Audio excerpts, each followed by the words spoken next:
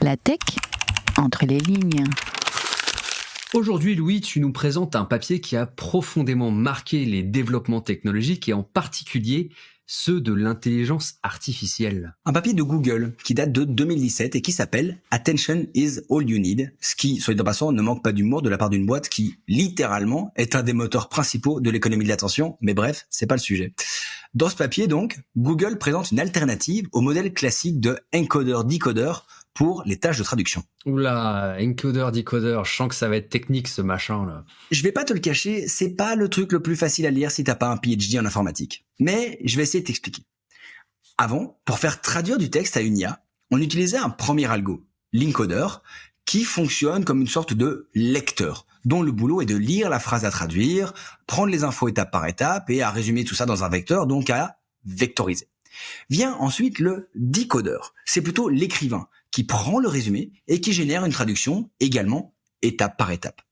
Pour prendre une analogie, l'encoder, il te résume un livre en 5 bullet points et le decoder, il va t'écrire une nouvelle histoire basée sur ce résumé en écrivant un chapitre par bullet point. Ok, je vois assez vite les limites que ça peut avoir avec la traduction, notamment dans des langues très différentes de la nôtre. Bah c'est ça.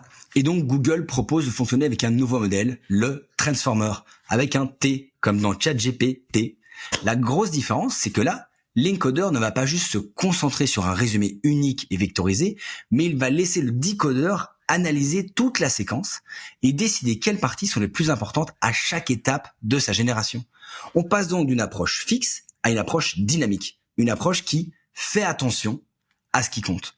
Pour reprendre l'exemple du livre, le Transformer va regarder tout le résumé d'un coup, décider de ce qui est important et écrire un texte en choisissant ce qui est important à chaque moment. On n'a plus ce côté étape par étape. Et ça, en fait, c'est une révolution. À quel niveau les traductions, elles étaient meilleures ? Ouais, en fait, la question qui intéresse le plus les boîtes de tech, c'est est-ce qu'on fait mieux avec ça qu'avec les anciens modèles ? Et là, c'est très clairement le cas. La traduction anglais-allemand et la traduction anglais-français bat le record de tous les précédents algorithmes. Mais c'est pas tout.